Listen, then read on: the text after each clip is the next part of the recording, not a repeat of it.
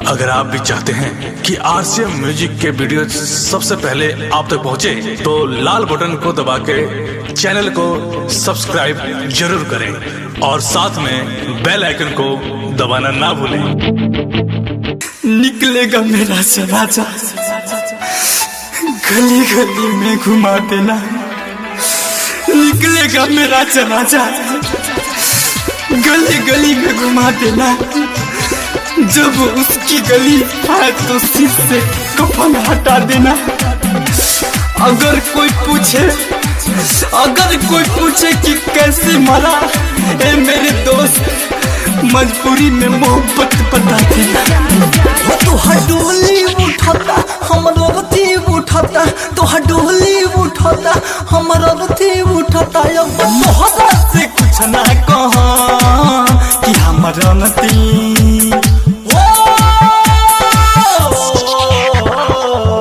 हमारे अंतिम विदाई में है जान, मुस्कुरा के तू कर दहा।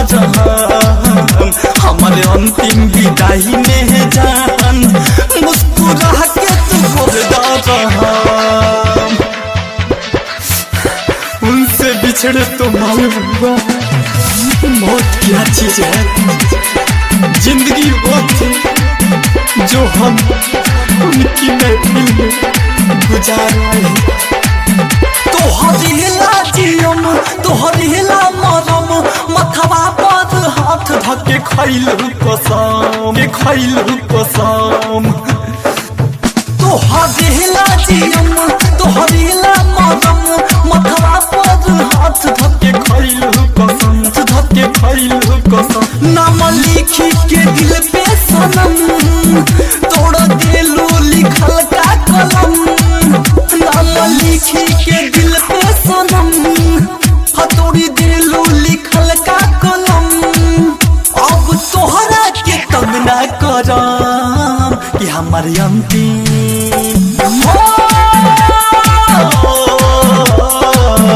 हमारी अंतिम विदाई में जान, मुस्कुरा के तू कर दहा। प्यार क्या होता है अगर मुझे मालूम होता तो प्यार मैं कभी नहीं करता, कभी नहीं करता प्यार, कभी नहीं करता। मोरा जिंदगी में आके खूब सपना देखा के हम छीन ले लू जान, बिना माहौर खिया के, माहौर खिया के। मोरा जिंदगी में आके खूब सपना देखा के हम छीन ले लू जान, बिना माहौर खिया के, खिया के। सैल सहना ही पायल सितम, जान संजय के भाईल खतम।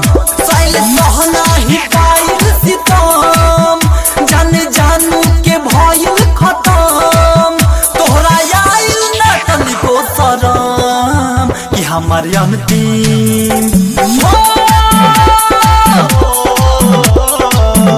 हमारे अंतिम विदाई में है जान, मुस्कुरा के तू कर दहा।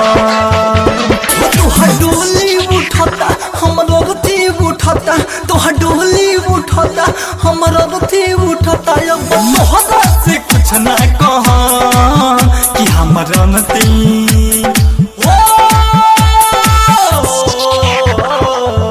हमारे अंतिम विदाई में है जान, मुस्कुरा के तू कर दहा। हमारे अंतिम विदाई में है जान, मुस्कुरा के तू कर दहा।